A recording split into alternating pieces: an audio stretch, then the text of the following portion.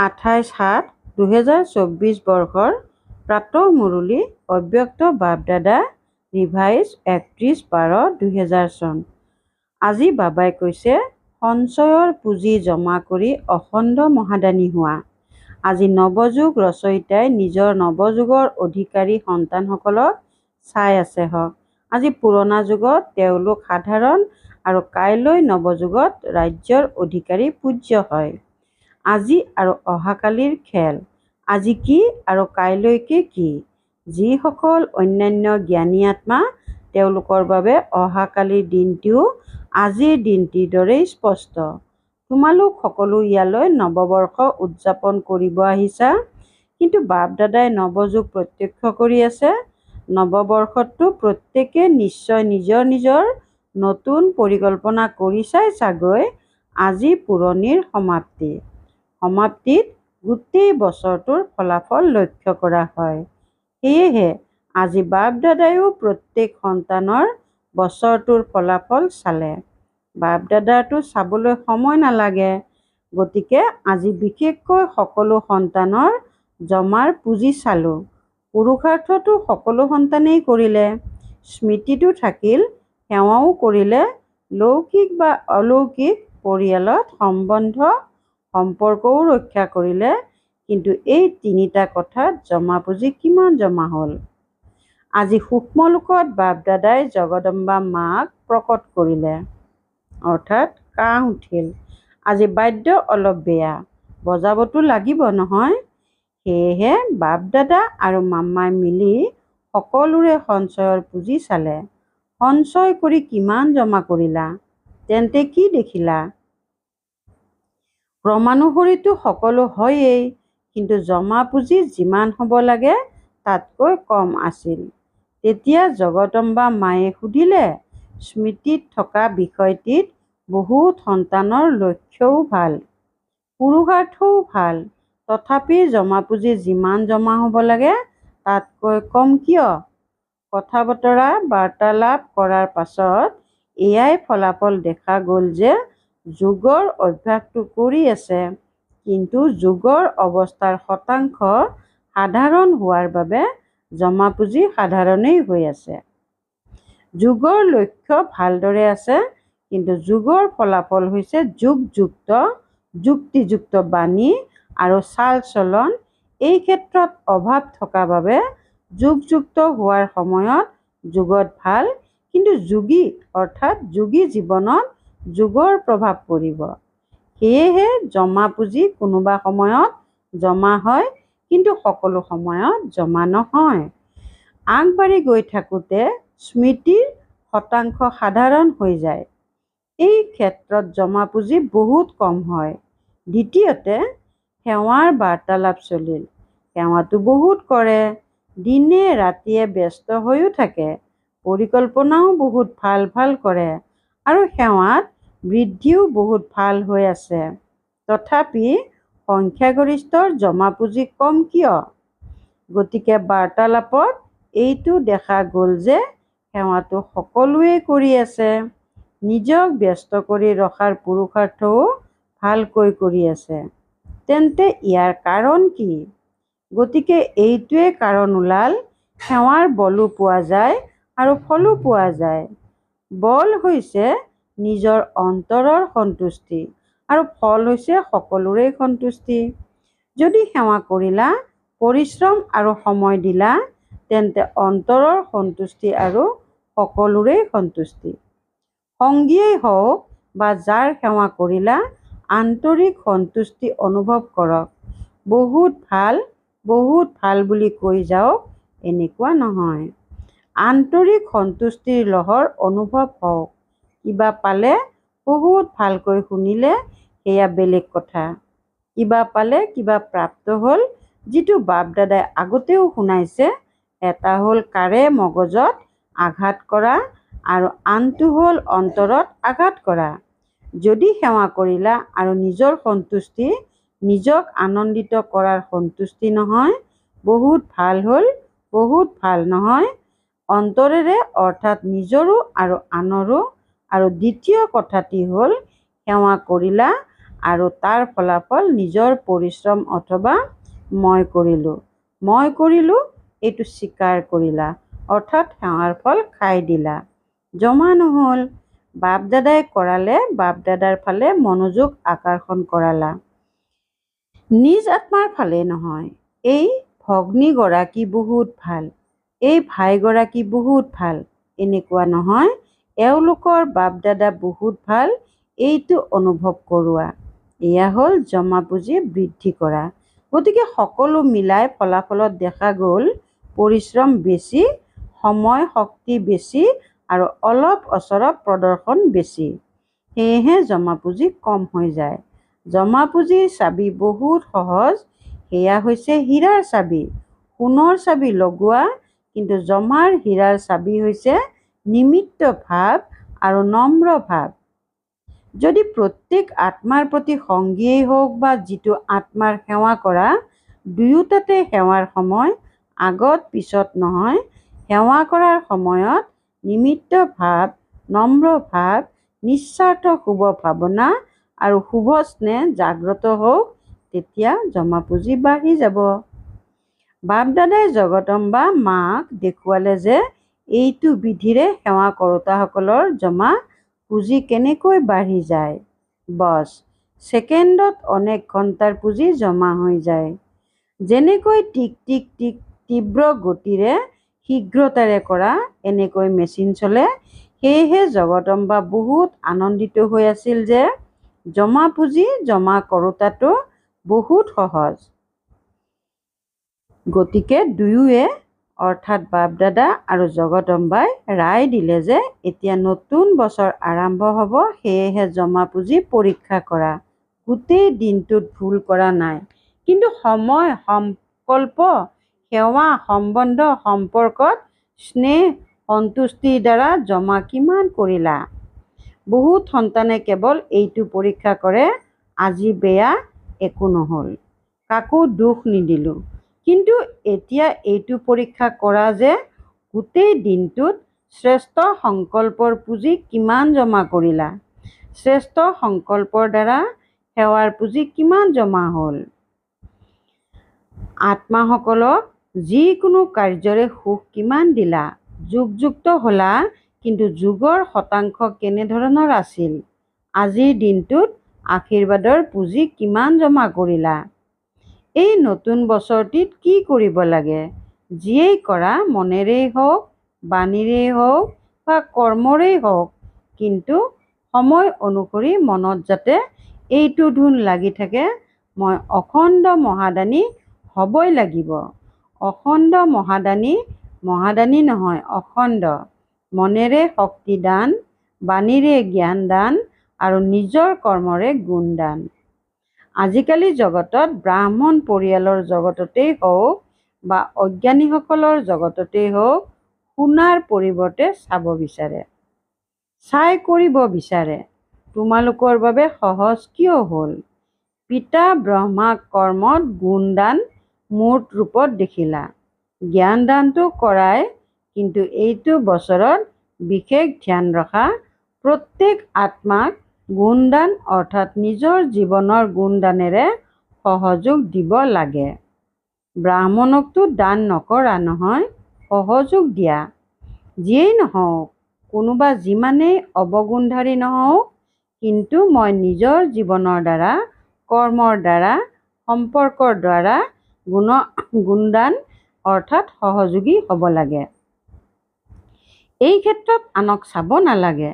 এওঁ নকৰে, তেন্তে মই কেনেকৈ কৰোঁ, এওঁতো এনেকুৱাই। পিতা ব্ৰহ্মাই কেৱল শিৱ বাবাক চালে, তোমালোক সন্তানসকলে যদি চাব লাগে, তেন্তে পিতা ব্ৰহ্মাক চোৱা। এই ক্ষেত্ৰত আনক নাচাই এইটো লক্ষ্য কৰা, যেনেকৈ পিতা ব্ৰহ্মাৰ শ্লোগান আছিল, যিয়ে অৰ্জন কৰিব তেওঁৱেই অৰ্জুন, অৰ্থাৎ যিয়ে নিজক নিমিত্ত কৰিব তেওঁ ১ নম্বৰ অৰ্জুন হৈ যাব। পিতা ব্ৰহ্মা ১ নম্বৰ অৰ্জুন হ'ল। যদি আনক চাই কৰা, তেন্তে ১ নম্বৰ নোহোৱা। ক্ৰম অনুসাৰে আহিবা, ১ নম্বৰ নোহোৱা। আৰু যেতিয়া হাত উঠুৱাই, তেতিয়া সকলো ক্ৰমানুসৰি হাত উঠাই নে সকলোৱে ১ নম্বৰত হাত উঠায়? তেন্তে কি লক্ষ্য ৰাখিবা? অখণ্ড মহাদানী অটল কোনোবাই যিমানেই বিচলিত নকৰক, বিচলিত নহবা। প্ৰত্যেকে ইজনে সিজনক কয়, সকলো এনেকুৱা, তুমি এনেকৈ কিয় নিজকে মাৰিছা? তুমিও মিলি যোৱা। দুৰ্বল কৰি তোলোতাতো সংগী বহুত পোৱা যায়, কিন্তু বাপ দাদাক লাগে সাহসী, উৎসাহ বৃদ্ধি কৰোতা সংগী। তেন্তে বুজিলা কি কৰিব লাগে? সেৱা কৰা, কিন্তু জমা পুঁজি বৃদ্ধি কৰি কৰা। খুব সেৱা কৰা। প্ৰথমে নিজৰ সেৱা, তাৰ পাছত সকলোৰে সেৱা। আৰু এটা কথাই বাপ দাদাই লক্ষ্য কৰিলে, শুনাওনে? আজি চন্দ্ৰমা আৰু সূৰ্যৰ মিলন আছিল নহয়। জগদম্বা মায়ে ক'লে, অগ্ৰিম দলে কেতিয়ালৈকে অপেক্ষা কৰিব? কিয়নো তোমালোক যেতিয়া অগ্ৰিম অৱস্থাত উপনীত হ'বা, তেতিয়া অগ্ৰিম দলৰ কাৰ্য পূৰা হ'ব। জগদম্বা মায়ে আজি বাপ দাদাক বহুত ধীৰে ধীৰে, বহুত উপায়েৰে এটা কথা শুনালে। সেয়ে কোনটো এটা কথা শুনালে? বাপ দাদাইতো জানে, তথাপিও আজি বাৰ্তালাপ চলিল নহয়। তেন্তে কি ক'লে?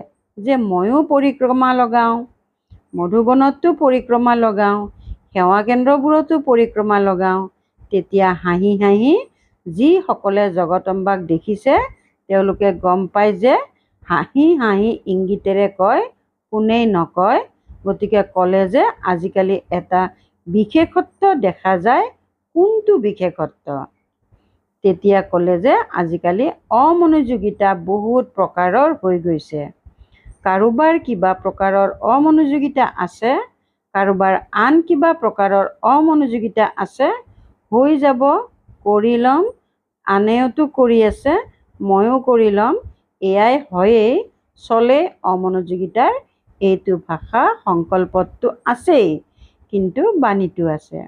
সেয়েহে বাপ দাদাই ক'লে যে ইয়াৰ বাবে নৱবৰ্ষত তুমি সন্তানসকলক কিবা যুক্তি শুনোৱা। তোমালোক সকলোৱে জানা যে জগদম্বা মাৰ সদায় ধাৰণাৰ এটা শ্লোগান আছে, স্মৃতিত আছেনে? কাৰ স্মৃতিত আছে? হুকুম দিওঁতাই হুকুম দি চলাই আছে। তেতিয়া জগদম্বাই ক'লে, যদি সকলোৱে এইটো ধাৰণা কৰি লয় আমাক বাপ দাদাই চলাই আছে, তেন্তে তেওঁ হুকুম দি প্ৰতিটো খোজত চলাই আছে। যদি এইটো স্মৃতিত থাকে যে আমাক পোনপটীয়াকৈ পিতাই চলাই আছে, তেতিয়া দৃষ্টি কলৈ যাব? চলোতাসকলৰ দৃষ্টি চলাওঁতাৰ ফালে যাব, আনৰ ফালে নাযায়। গতিকে এই কৰৱানহাৰ নিমিত্ত কৰি কৰাই আছে, চলাই আছে, দায়বদ্ধ হৈছে কৰৱানহাৰ। তেতিয়া সেৱাত যি মগজ গধুৰ হৈ যায় নহয়, সেয়া সদায় পাতল হৈ থাকিব, যেন আত্মিক গোলাপ। বুজিলা কি কৰিব লাগে? অখণ্ড মহাদানী। বাৰু, নৱবৰ্ষৰ উদযাপন কৰিবলৈ সকলো দৌৰি দৌৰি আহি উপস্থিত হৈ গৈছা। ভাল কথা, ঘৰ ভৰি গৈছে। বাৰু, পানীটো পালা নহয়? পালানে পানী? তথাপিও পানীৰ বাবে পৰিশ্ৰম কৰোতাসকলক অভিনন্দন। ইমান হাজাৰ হাজাৰক পানী দিয়া 2-4 বাল্টিটো নহয়। বাৰু, কাইলৈৰ পৰাতো উভতি যোৱাৰ মেলা হ'ব। সকলো আৰামত থাকিলা। অলপ ধুমুহাই পৰীক্ষা ল'লে, অলপ বতাহ লাগিল। সকলো ঠিকে থাকিলানে? পাণ্ডৱ ঠিকে থাকিলানে? বাৰু, কুম্ভ মেলাটোতকৈ ভাল নহয়? 3 পদ ভূমিটো পালা নহয়? 7 নাপালা, কিন্তু 3 পদ ভূমিটো পালা নহয়? তেন্তে নৱবৰ্ষত চাৰিওফালৰ সন্তানসকলে বিদেশতো দেশতো নৱবৰ্ষৰ অনুষ্ঠান বুদ্ধিৰে চাই আছে, কাণেৰে শুনি আছে। মধুবনতো চাই আছে। মধুবন নিবাসীয়েও যজ্ঞ ৰক্ষক হৈ সেৱাৰ ভূমিকা পালন কৰিলে। বহুত ভাল। বাপ দাদাই বিদেশ তথা দেশবাসীৰ লগতে মধুবন নিবাসীকো, যিসকলে সেৱাৰ নিমিত্তে, তেওঁলোককো অভিনন্দন জনাই আছে। বাৰু, বাকীটো কাৰ্ড বহুত আহিছে, তোমালোকেও দেখি আছা নহয়। বহুত কাৰ্ড আহিছে। কাৰ্ডটো কোনো ডাঙৰ কথা নহয়, কিন্তু ইয়াত লুকাই থকা অন্তৰৰ স্নেহ আছে। বাপ দাদাই কাৰ্ডৰ শোভা নাচায়, কিন্তু ইমান মূল্যৱান অন্তৰৰ স্নেহ সমাহিত হৈ আছে। সকলোৱে নিজৰ নিজৰ অন্তৰৰ স্নেহ পঠিয়াইছে। গতিকে এনেকুৱা স্নেহী আত্মাসকলক বিশেষভাৱে এজন এজনৰ নামটো নলওঁ নহয়, কিন্তু বাপ দাদাই কাৰ্ডৰ বিনিময়ত এনেকুৱা সন্তানসকলক স্নেহভৰা সন্মান যাচি আছে। স্মৃতিপত্ৰ, টেলিফোন, কম্পিউটাৰ, ইমেইল যিয়েই সাধন হৈছে, সেই সকলো সাধনেৰে প্ৰথমে সংকল্পৰ দ্বাৰাই বাপ দাদাৰ ওচৰত আহি যায়, তাৰ পাছত তোমালোকৰ কম্পিউটাৰ আৰু ইমেইলত আহে। সন্তানসকলৰ স্নেহ বাপ দাদাৰ ওচৰলৈ সকলো সময়তে আহে। কিন্তু আজি বিশেষ নৱবৰ্ষৰ বহুতে পৰিকল্পনাও লিখিছে, প্ৰতিজ্ঞাও কৰিছে, যি হৈ গ'ল সেয়া অতীত বুলি বুজি আগবাঢ়ি যোৱাৰ সাহস কৰিছে। গতিকে সকলোকে বাপ দাদাই কৈ আছে, বহুত বহুত চাব্বাছ সন্তানসকল, চাব্বাছ।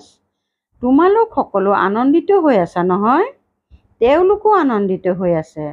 এতিয়া এইটো বাপ দাদাৰ অন্তৰত আশা আছে, দাতাৰ সন্তান প্ৰত্যেকেই দাতা হৈ যোৱা। নুখুজিবা যে এইটো পাপ লাগে, এইটো হ'ব লাগে, এইটো কৰিব লাগে। দাতা হোৱা, ইজনে সিজনক আগুৱাই লৈ যোৱাত উদাৰ অন্তৰৰ হোৱা। বাপ দাদা কনিষ্ঠসকলে কয় যে আমাক জ্যেষ্ঠসকলৰ স্নেহ লাগে, আৰু পিতাই কনিষ্ঠসকলক কয় যে জ্যেষ্ঠসকলৰ প্ৰতি সন্মান ৰাখিবা। তেতিয়া স্নেহ পাবা। সন্মান দিয়া মানেই সন্মান লোৱা। সন্মান এনেয়ে পোৱা নাযায়, দিয়া মানেই লোৱা।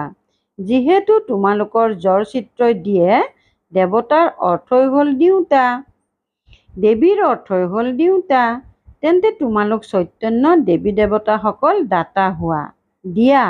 যদি সকলো দিওঁতা দাতা হৈ যোৱা, তেন্তে লওঁতাটো সমাপ্ত হৈ যাব নহয়। তেতিয়া চাৰিওফালে সন্তুষ্টিৰ আত্মিক গোলাপৰ সুবাস বিয়পি যাব। শুনিলা? গতিকে নৱবৰ্ষত পুৰণা ভাষা নকবা। পুৰণা ভাষা বহুতে কয় যিটো ভাল নালাগে। গতিকে পুৰণা বাণী, পুৰণা চাল চলন, পুৰণা যিকোনো অভ্যাসৰ বশীভূত নহবা। প্ৰতিটো কথাত নিজক সুধিবা যে নতুন হয়নে? কি নতুন কৰিলোঁ? বছ, কেৱল 21 শতিকা উদযাপন কৰিব লাগে। 21 জন্মৰ উত্তৰাধিকাৰ সম্পূৰ্ণ 21 শতিকালৈ পাবই লাগিব। পাব লাগিব নহয়? বাৰু, চাৰিওফালৰ নৱযুগৰ অধিকাৰী শ্ৰেষ্ঠ আত্মাসকলক, সকলো সন্তানক সদায় প্ৰতিটো খোজত যিসকল পদমা জমা কৰোঁতা আত্মা আছে, সদায় নিজক পিতা ব্ৰহ্মাৰ সমান সকলোৰে আগত আৰ্হি হৈ সহজ কৰি তোলা আত্মাসকলক, সদায় নিজৰ জীৱনত গুণ প্ৰত্যক্ষ কৰি আনক গুণৱান কৰি তোলোতা, সদায় অখণ্ড মহাদানী, মহা সহযোগী আত্মাসকলক বাপ দাদাৰ স্নেহপূৰ্ণ স্মৰণ আৰু নমস্কাৰ। এয়া পুৰণি আৰু নতুন বছৰৰ সংগমৰ সময়। সংগমৰ সময়ত অৰ্থাৎ পুৰণি সমাপ্ত হ'ল আৰু নতুন আৰম্ভ হ'ল। যেনেকৈ বেহদৰ সংগম যুগত তোমালোক সকলো ব্ৰাহ্মণ আত্মা বিশ্ব পৰিৱৰ্তন কৰাৰ নিমিত্ত হোৱা, তেনেকৈ আজিৰ এই পুৰণি আৰু নতুন বছৰৰ সংগমৰ সময়তো স্ব-পৰিৱৰ্তনৰ সংকল্প দৃঢ় কৰিলা আৰু কৰিবই লাগে। যি শুনিলোঁ, প্ৰতিটো ছেকেণ্ডত অটল অখণ্ড মহাদানী হ'ব লাগে। দাতাৰ সন্তান মাষ্টাৰ দাতা হ'ব লাগে। পুৰণি বছৰক বিদায় দিয়াৰ লগতে পুৰণি সৃষ্টিৰ আকৰ্ষণ আৰু পুৰণি সংস্কাৰক বিদায় দি নতুন শ্ৰেষ্ঠ সংস্কাৰৰ আহ্বান কৰিব লাগে। সকলোকে অনেক কোটিবাৰ অভিনন্দন, অভিনন্দন, অভিনন্দন। বৰদান: প্ৰাপ্তিস্বৰূপ হৈ কিয় কিৰ প্ৰশ্নৰ পৰা দূৰৈত থাকোঁতা সদায় প্ৰসন্নচিত্ত হোৱা। প্ৰাপ্তিস্বৰূপ হৈ কিয় কিৰ প্ৰশ্নৰ পৰা দূৰৈত থাকোঁতা সদায় প্ৰসন্নচিত্ত হোৱা। যিসকল প্ৰাপ্তিস্বৰূপ সম্পন্ন আত্মা আছে, তেওঁলোকৰ কেতিয়াও কোনো কথাত প্ৰশ্ন উদয় নহ'ব। তেওঁলোকৰ চেহেৰা আৰু চাল চলনত প্ৰসন্নতাৰ ব্যক্তিত্ব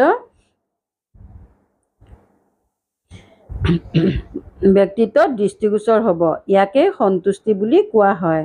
প্ৰসন্নতা যদি কমি যায় তেন্তে তাৰ কাৰণ হৈছে প্ৰাপ্তি কম, আৰু প্ৰাপ্তি কম হোৱাৰ কাৰণ হ'ল কিবা নহয় কিবা ইচ্ছা। বহুত সূক্ষ্ম ইচ্ছাবোৰ অপ্ৰাপ্তিৰ ফালে আকৰ্ষিত কৰি লয়।